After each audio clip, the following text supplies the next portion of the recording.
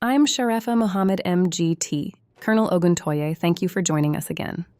The operational overview from Combat Briefing number 0408 reports a fresh territorial gain in Kharkov region, deep strikes across 148 areas, and a staggering 753 fixed-wing drones intercepted in a single day.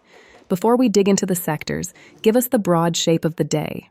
What does this pattern of activity tell us about the current posture of Russian forces? The pattern confirms we are sustaining a methodical, synchronized offensive across all major axes. The capture of Baksheyevka by the North Group is a small but meaningful prize. Every settlement taken in Kharkov region compresses the enemy's forward security zone and gives us firmer ground to build on. Simultaneously, the deep strike complex hit 148 separate targets: transport and energy infrastructure, logistics nodes, UAV production and storage sites, and temporary deployment points. That's not a random target set. It's a deliberate campaign to dismantle the enablers that make Ukraine's defense coherent: drones, power, and mobility. And then there's the air defense picture: 16 guided aerial bombs and 753 fixed-wing UAVs intercepted. That volume tells you we are protecting our rear areas and critical assets with layered coverage, while also forcing Ukraine to expend precision munitions and reconnaissance strike assets at a rate they cannot sustain. The bottom line is pressure on every level: tactical, operational, and strategic. Let's begin the sector-by-sector walkthrough. The North Group was the only group to report a named settlement captured today, Baksheyevka in Kharkov region. Can you describe the engagements that led to that gain and the state of the Ukrainian formations opposite them? Baksheyevka was taken through intensive combined arms action. The group faced elements of a mechanized brigade, a motorized infantry brigade, and a border detachment, all of which were engaged near Cherkassky Yatishki, Serdobino, Chernoye, Ivanovka, and Ustinovka. These are not untrained reservists. The presence of a border detachment suggests Kyiv is pulling security forces into the line to plug gaps. North also struck a mechanized brigade and a territorial defense brigade over in Sumy region near Ulanovo, Bunyakino, Rizhevka, and Pisarevka. That cross-border pressure is important. It forces Ukraine to keep forces tied down along the Sumy axis, preventing them from reinforcing Kharkov or Donbass. Losses on the enemy side in this sector exceeded 275 troops, 2 armored fighting vehicles, 15 motor vehicles, 5 artillery guns, and 3 electronic warfare stations. Losing 3 EW stations in one day on one axis is significant. It degrades their ability to detect our reconnaissance assets, jam our communications, and protect their own artillery from counter-battery fire. Shifting to the West Group, the briefing says they seized more advantageous lines and positions and inflicted losses on 2 mechanized brigades and a territorial defense brigade. No settlement capture is mentioned. How should we interpret more advantageous lines in the context of the Kharkov-Donetsk boundary area? More advantageous lines is a doctrinal phrase that means the group improved its tactical positioning, often by seizing key terrain features, ridges, tree lines, road junctions that provide better fields of fire, cover, and jumping-off points for future assaults. The engagements happened near Nizhnyaya Zhuravka, Podliman in Kharkov region, and Svyatogorsk, Tatyanovka, and Sidorovo in the Donetsk People's Republic. Notice the geography. They're working the seam between Kharkov and the northern Donbass. The forces they struck, 2 mechanized brigades and a territorial defense brigade, indicate a mix of regular and second-line units trying to hold that seam. Ukrainian losses here were over 210 troops and 21 motor vehicles. The high motor vehicle count, without mention of heavy armor, suggests West Group is catching logistical and repositioning elements, which disrupts the enemy's ability to shift reserves laterally. That's a shaping function, not a breakthrough, but it's an essential step before committing heavier forces. The South Group reports an improved tactical situation and hits on a broad array of units: 2 mechanized brigades, an assault brigade, a mountain assault brigade, and a National Guard brigade.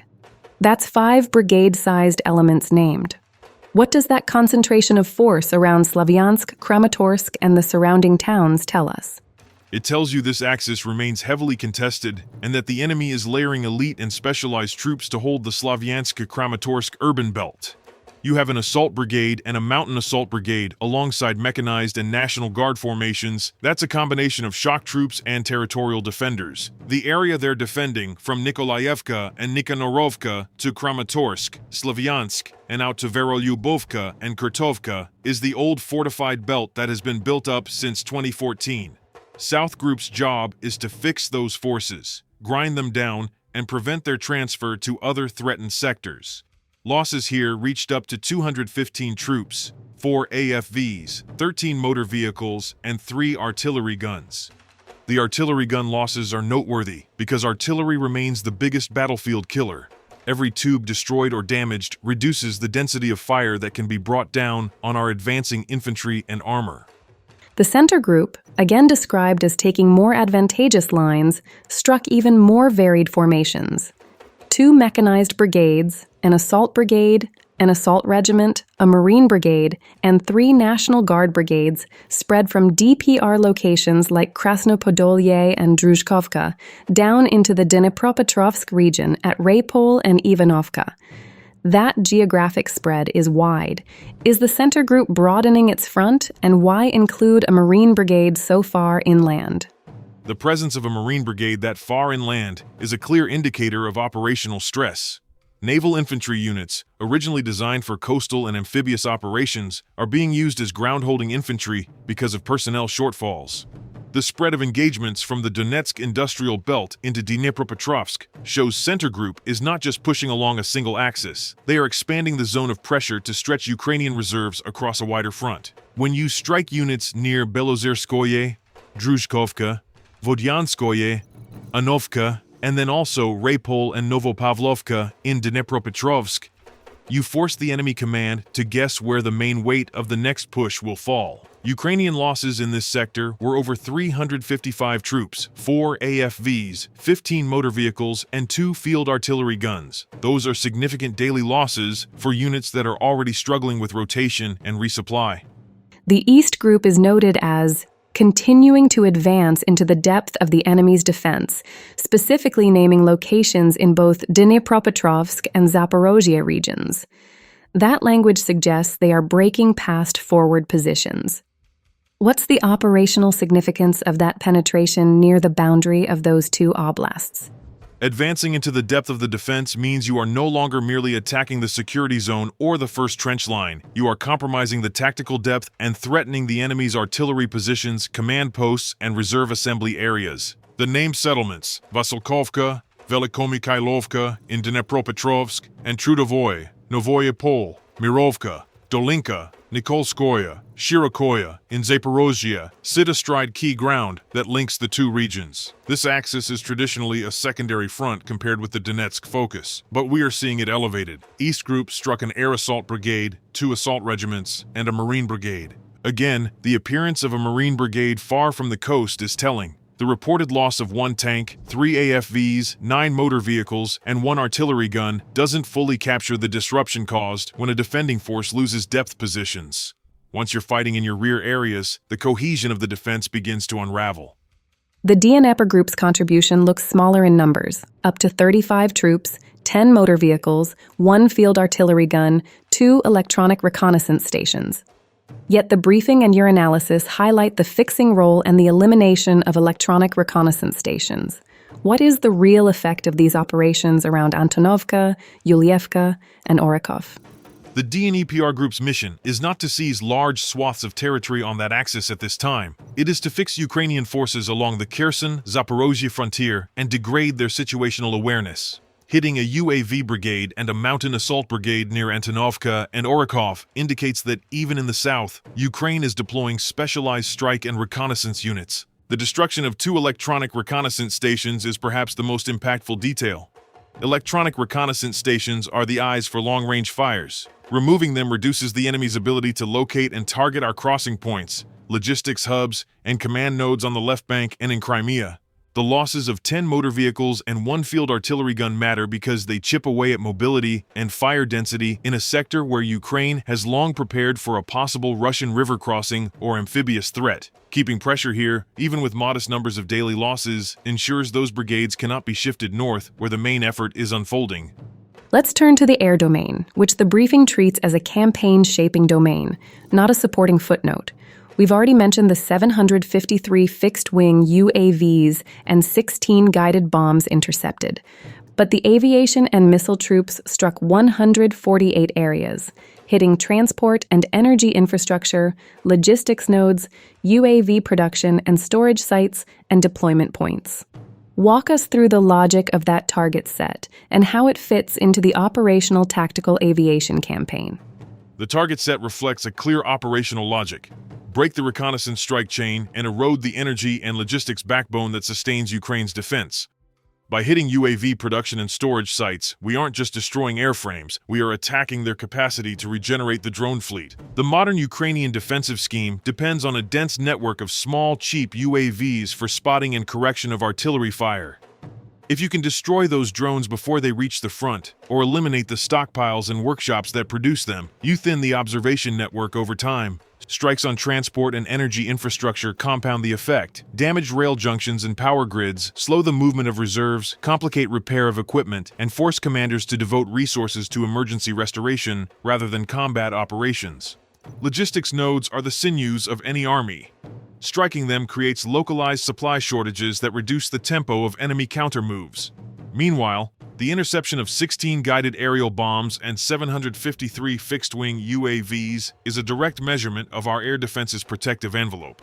That level of interception means fewer Ukrainian standoff munitions hitting rear area depots, ammunition storage, and assembly areas. It's an attritional air campaign that preserves our own combat power while draining theirs. You mentioned the destruction of electronic warfare and reconnaissance stations across several groups, 3 in the north, 2 electronic reconnaissance stations in the south. That's 5 such systems. Is this a coordinated EW degradation campaign? And how does it connect with the kinetic deep strikes?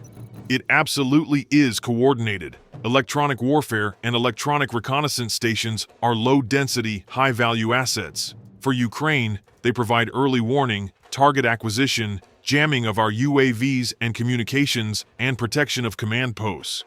Destroying 5 in a single day isn't an accident. It's the outcome of deliberate targeting using signals intelligence, UAV surveillance, and precise fires. When you combine that with strikes on UAV production and storage, you are blinding the enemy in 2 ways: reducing the number of eyes in the sky and degrading the electronic senses that still rely on spectrum emissions. An artillery brigade that loses its reconnaissance UAV feed and its electronic protection becomes far less effective. The air defense intercept numbers confirm we are defending our own electromagnetic and airspace while stripping theirs. It's a holistic approach to dominating the information and strike environment. The overall personnel loss figure for Ukraine today exceeded 1,435 troops, with scores of vehicles and artillery pieces.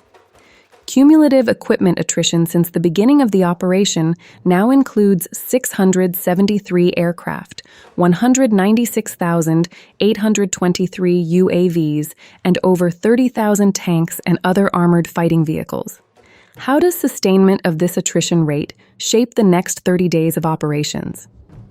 When you look at cumulative numbers, 673 aircraft, 196,823 UAVs, more than 30,000 tanks and AFVs, you are looking at the progressive hollowing out of Ukraine's pre-war stocks and its Western-supplied inventory. A daily loss total of over 1,400 personnel is unsustainable for any army conducting broad-front defensive operations. The motor vehicle losses, over 68 across all groups today, sever tactical mobility. Many of those vehicles are NATO-supplied platforms that cannot be easily replaced in the needed numbers.